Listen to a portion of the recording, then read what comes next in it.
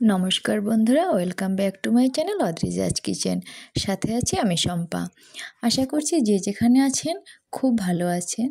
আজ আমি আপনাদের সামনে আরও একটি নতুন ভর্তা রেসিপি নিয়ে হাজির হয়েছি। আমি জানি আপনারা সরিষা শাকের ভর্তা সবাই কম বেশি বানাতে জানেন বা বানিয়ে খান, তবে আমি যেভাবে এই ভর্তাটা বানাই সেটাই আপনাদের সাথে শেয়ার করলাম। তো চলুন কথা না বাড়িয়ে আমরা এবার ভিডিওটাকে শুরু করে দেব। এখানে আমি সরষে পাতাটাকে ভালোভাবে কেটে বেছে নিয়েছি। দেখতে পাচ্ছেন একদম সবুজ টাটকা টাটকা কিন্তু সরষে পাতা, এবং এখানে আমি নিয়ে নিলাম অনেকগুলো ধনে পাতা। সরষে পাতার মধ্যে ধনে পাতা দিলে কিন্তু অনেক বেশি খেতে ভালো লাগে। তো এটাকে আমি এখানে একটু ছোট ছোট করে কেটে ধুয়ে নেব। তো আমি একটি বটির সাহায্যে কেটে নিচ্ছি। খুব বেশি ছোট করে কাটতে হবে না, আমি যেহেতু শিলনোড়ায় বাটবো আজকে, তাই আমি এটাকে একটু ছোট ছোট করে কেটে ধুয়ে নিলাম। তো এবার আমি চুলাটাকে অন করে দিয়ে আমি কড়াইতে দিয়ে দিলাম সর্ষের তেল। তো তেলটা গরম হয়ে গেলে এর মধ্যে আমি দিয়ে দেব কয়েকটা শুকনো লঙ্কা। তো আপনারা চাইলে ঝালটা আর একটু আপনাদের পছন্দ মতো বেশি দিতে পারেন। তো আমি লঙ্কাগুলো ভাজা হয়ে গেলে এটাকে তুলে নেব। তুলে এর মধ্যে আমি দিয়ে দিচ্ছি বড় সাইজের দুটো পেঁয়াজ কুচি এবং 4 থেকে 5 কোয়া রসুন। তো এটাকে আমি কিছু সময়ের জন্য ভেজে নেব। তো আমি খুব বেশি ব্রাউন করে ভাজবো না, একটু নরম নরম করে কিছু সময়ের জন্য ভেজে নেব। আমি আপনাদের দেখিয়ে দিচ্ছি আমি কিভাবে ভেজে নিচ্ছি। দেখতে পাচ্ছেন আমি এই পর্যায়ে কিন্তু এটাকে তুলে নেব। এটাকে আমি তুলে নিলাম এবং ওই কড়াইতেই আমি আরেকটু সামান্য পরিমাণ তেল দিয়ে আমি পাতাগুলোকে দিয়ে দিচ্ছি। তো এটাকে আমি একটু ভালোভাবে নেড়ে চেড়ে কিছু সময়ের জন্য ভেজে নেব। দেখতে পাচ্ছেন ভাজতে ভাজতে কিন্তু একটু জল বেরিয়ে গেছে, তো আমি জলটাকে পুরোপুরি টানিয়ে নেব। তো এভাবে আমি 3-4 মিনিট ভেজে নেব এবং জলটা যখন শুকিয়ে যাবে সেই পর্যায়ে কিন্তু এটাকে আমি চুলা থেকে নামিয়ে নেব।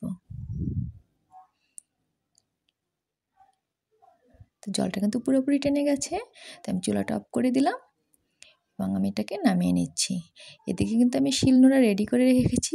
তো আমি শুরুতেই দিয়ে দিলাম একটু লবণ এবং কয়েকটা শুকনো লঙ্কা। তো শুকনো লঙ্কা আমি যেহেতু ভেজে রেখেছিলাম আগে, তো এটাকে একটু আগে বেটে নেব, কারণ পেঁয়াজ রসুন বাটতে গেলে এটা কিন্তু খুব ভালোভাবে বাটা যাবে না। তাই আমি লঙ্কাটাকে আগে বেটে নিয়েছি। এবার আমি যে পেঁয়াজ রসুনটা ভেজে রেখেছিলাম সেটাকে আমি বেটে নিচ্ছি। আপনারা চাইলে কিন্তু এই ভর্তাটা নিরামিষভাবেও করতে পারেন, কিন্তু আজকে কিন্তু আমি পেঁয়াজ রসুন দিয়েই করিয়ে দেখলাম। তো আমি পেঁয়াজটা ভালোভাবে বেটে নিচ্ছি। তো ভর্তা কিন্তু আমার কাছে অনেক বেশি ভালো লাগে। ভর্তা খেতে কার কার ভালো লাগে একটু কমেন্ট করে জানাবেন প্লিজ। তো এবার আমি যে শাকগুলো ভেজে রেখেছিলাম সেটা আমি বেটে নিচ্ছি। তবে যে কোনো ভর্তা কিন্তু শিলনোড়ায় বাটলে অনেক বেশি ভালো হয়। ব্লেন্ডারেও করা যাবে, তবে শিলনোড়ার স্বাদটা একটু অন্যরকম হয়। তো আমি শাকটাকে এবার ভালোভাবে বেটে নিচ্ছি। দেখতে পাচ্ছেন শাকটার কালারটা কিন্তু পুরো সবুজ দেখাচ্ছে। তো এবার আমি মশলার সঙ্গে শাকটাকে ভালোভাবে একটু মিশিয়ে নেব। তো ভালোভাবে সবগুলো মিশিয়ে নিয়েছি। এবার আমি এটাকে আবার একটু বেটে নেব, যাতে করে পুরো শাকের সাথে সম্পূর্ণ ভালোভাবে মশলাগুলো মিশে যায়। তো আমার কিন্তু সর্ষে শাক বাটা হয়ে গেছে। আমার ভর্তাটা অলরেডি কমপ্লিট। তো গরম ভাতের সাথে কিন্তু আমি এই ভর্তাটা খুব বেশি পছন্দ করি।